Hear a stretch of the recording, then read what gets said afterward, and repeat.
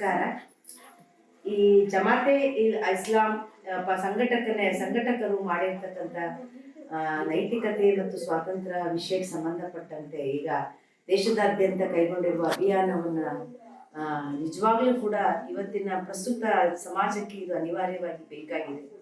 ಸ್ವಾತಂತ್ರ್ಯದ ಹೆಸರಿನಲ್ಲಿ ಇವತ್ತು ಹೆಣ್ಣು ಮಕ್ಕಳ ಮೇಲೆ ಆಗ್ತಾ ಇರ್ತಕ್ಕಂಥ ಅನೈತಿಕ ಅನೈತಿಕವಾಗಿರ್ತಕ್ಕಂಥ ಕಾರ್ಯಕ್ರಮಗಳು, ಸ್ವಾತಂತ್ರ್ಯದ ಹೆಸರಿನಲ್ಲಿ ಹೆಣ್ಣು ಮಕ್ಕಳು ಮತ್ತು ಗಂಡು ಮಕ್ಕಳು ಯಾವುದೇ ರೀತಿಯ ಭೇದ ಭಾವ ಇಲ್ಲದೆ ತಮ್ಮನ್ನ ತಾವು ತಮ್ಮ ದೇಹ, ಮನಸ್ಸು, ಆಹಾರ, ಉಡುಗೆ ತೊಡುಗೆ, ಸಂಸ್ಕೃತಿ ಇವೆಲ್ಲವುಗಳನ್ನು ಕೂಡ ಪಾಶ್ಚಿಮಾತ್ಯೀಕರಣಕ್ಕೆ ಅನುಗುಣವಾಗಿ ಮಾರಲ್ಪಟ್ಟು ನಮ್ಮ ದೇಶದ ಸಂಸ್ಕೃತಿ, ನೈತಿಕ ಮೌಲ್ಯಗಳನ್ನು ಮರೀತಾ ಇರುವಂತ ದುರಂತ ಇವತ್ತನ ಪ್ರಸ್ತುತ ಜಮಾತೆ ಇಸ್ಲಾಮಿ ಈ ಸಂಘಟಕರು ಇದೊಂದು ಹಮ್ಮಿಕೊಂಡಿರ್ತಕ್ಕಂಥ ಕಾರ್ಯಕ್ರಮದಲ್ಲಿ ನೀವೆಲ್ಲರೂ ಕೂಡ ಜಾತಿ, ಧರ್ಮ, ಭೇದ ಭಾವ ಎಲ್ಲವನ್ನ ಮರೆತು ನಾವು ಸಂಘಟನೆ ಮಾಡಲೇಬೇಕಾಗಿರುವಂತ ಅನಿವಾರ್ಯ ಪರಿಸ್ಥಿತಿ ಇದೆ.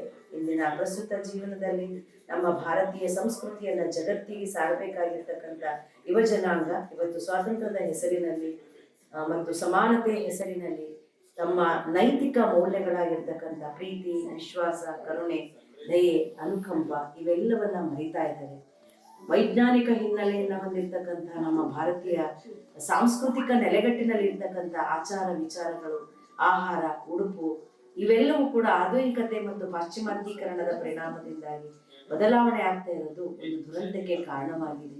ನಮಗೆ ಗೊತ್ತಿಲ್ಲದ ಹಾಗೆ ಪಾಶ್ಚಿಮಾತ್ಯ ರಾಷ್ಟ್ರಗಳ ಸಂಸ್ಕೃತಿಗಳನ್ನ ನಾವು ಅಳವಡಿಸ್ಕೊಳ್ತಾ ಇರೋದ್ರಿಂದ, ನೈತಿಕ ಮತ್ತು ಮೌಲ್ಯಗಳನ್ನ ನಾವು ಮರಿತಾ ಇರೋದ್ರಿಂದ ಸಮಾಜ ಇವತ್ತು ಓಪನ್ ಸಮಾಜ ಅಂದ್ರೆ ತೆರೆದ ಸಮಾಜವಾಗಿದ್ದು ಕೂಡ ಅದರಲ್ಲಿ ಮನುಷ್ಯನಿಗೆ ಅತೀ ಅಗತ್ಯವಾಗಿ ಬೇಕಾಗಿರ್ತಕ್ಕಂಥ ನೈತಿಕ ಮೌಲ್ಯಗಳನ್ನ ನಾವು ಕಳ್ಕೊಳ್ತಾ ಇದ್ದೀವಿ.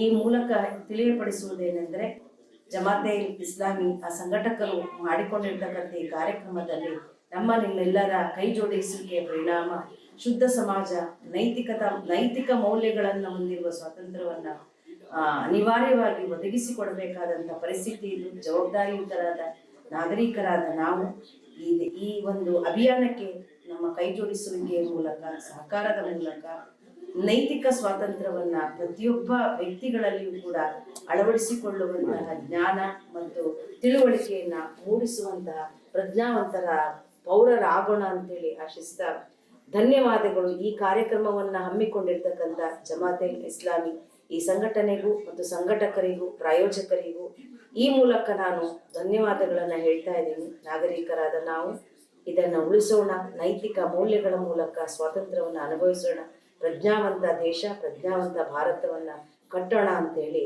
ನಿಮ್ಮೆಲ್ಲರಿಗೂ ಕೂಡ ನಾನು ಧನ್ಯವಾದಗಳನ್ನು ಅರ್ಪಿಸ್ತಾ ಇದ್ದೀನಿ. ನಮಸ್ಕಾರ.